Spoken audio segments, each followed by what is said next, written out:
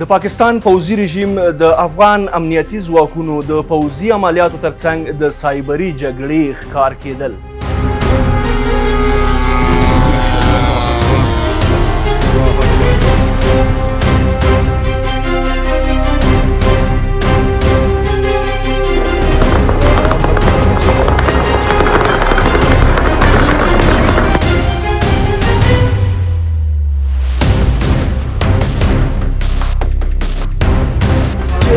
پرې کوم چینل ورکړه جیو نیوز دغه د افغانانو هیک کړه ورکړه بل چینل ورکړه مې سمتین بل ورکړه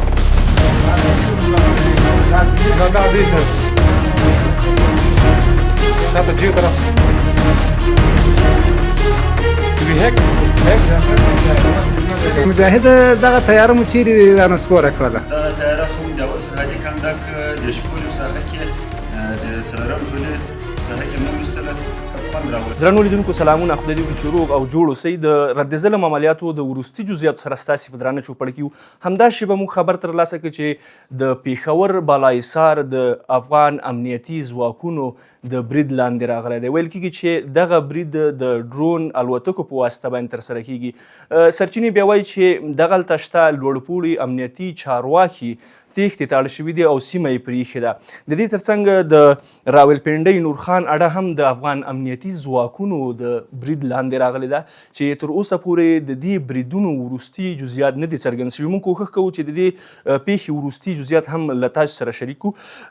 د هیواد د ملي دفاع وزارت بیا وایي چې په کابل کې د افغان دفاعي ځواکونو د پاکستان له لوري چې کومې الوتکې هیواد ته راداخلیږي دی تر برید لاندې راوستي دي او دوی اړ کړي چې د افغانستان هوایي حریم پرېږدي او بیرته په تېښته باندې بریالی شي. تېره ورځ د اسلامي امارت وایند ذبیح الله مجاهد په خپلو خبرو کې ویلي وو چې د هیواد په مهمو سیمو کې رادارونه فعال کړي دي او دافع وایي په هره سیمه کې فعال دي او دوی دې ته چمتو دي چې د خپل هوایي حریم څخه ساتنه وکړي. تېره ورځ تاسې شاهدان یاست چې د افغانستان په مختلفو ولایتونو کې د پاکستان ډرون الوتکې په نښه شوې او راوغورځول شوې. د دې ترڅنګ د F-14 الوتکو د ویشتلو ادعا هم شوې وه چې داسې ویل کېده چې د هیواد په ځینو ولایتونو کې دغه الوتکې په نښه شوي دي او راغورځول شوي دي. امنیتي سرچینې بیا وایي چې افغان ځواکونو د پاکستان د پوځي رژیم پر وړاندې باندې د رد ظلم عملیاتو په ترڅ کې د خیبر پښتونخوا خویزیو په پوځي کمپ او همداشان د علني پوځي قرارګاه تر برید لاندې راوستې ده او دغه پوځي اډې په بشپړ ډول باندې ړنګې کړي دي.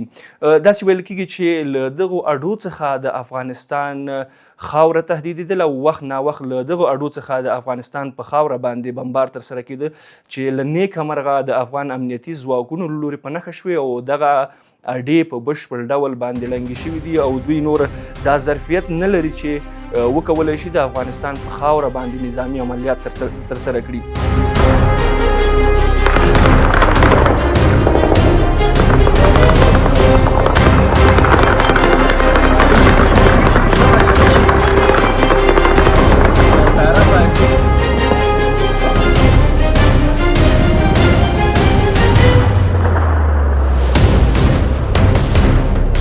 مجاهد دغه تیاره مو چیرې رانسکوره کړله؟ دغه تیاره خو د اوس هادي کنډک د شپولو ساحه کې د څلورم ټولې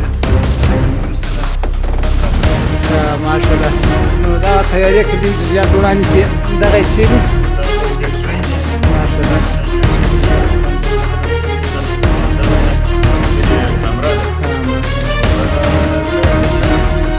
څلور ټکه کوي کنه؟ دا خو دا بغل کې ویستې دی. دا لا فاتم غذا قبول مختلف وګرځوه. ماشاءالله. الله اکبر الله اکبر.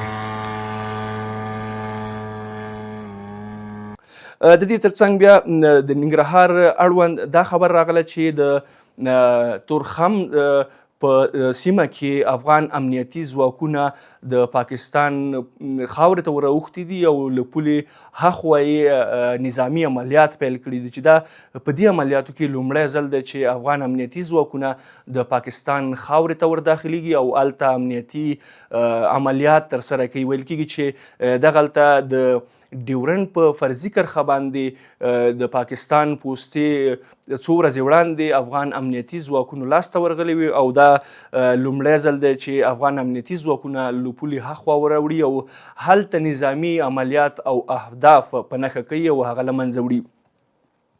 داسې ویل کېږي چې په دغه عملیاتو کې نظامي تجهیزات هم افغان امنیتي ځواکونو ته په لاس باندې ورغلي دي او پاکستاني پوځیان تیښتې ته اړ شوي دي او ډیری جسدونه یې په سیمه کې پاتې دي. بل خبر یو ډیر مهمه موضوع دا ده چې افغان امنیتي ځواکونو او همداشان افغانانو وکولی شول چې د لومړي ځل لپاره د پاکستان رسنۍ حقي د پاکستان جیو نیوز رسنۍ چې یوه دولتي رسنۍ ده د افغان ملت په ضد یې خپرونې کولې او دا لومړی ځل ده چې د افغانانو لوري دغه رسنۍ حق کیږي او په دغه رسنۍ کې د پاکستان د پوځي رژیم پر ضد تبلیغات پکې په نشر باندې رسیږي. ویل کېږي چې د دغه رسنۍ عادي نشرات د یو څه وخت لپاره ځنډېدلي وو او د پاکستان د پوځي رژیم ضد پیغامونه پکې نشرېدل.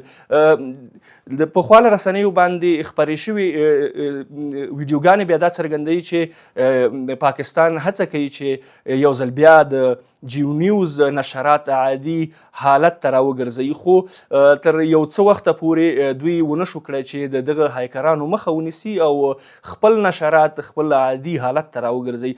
موږ کوښښ کوو چې د رد ظلم عملیاتو وروستي جزئیات راواخلو او تر تاسې در ورسو. تاسې هم د دې جزئیاتو د څارلو او پوهېدلو لپاره یاد در سره وڅارئ.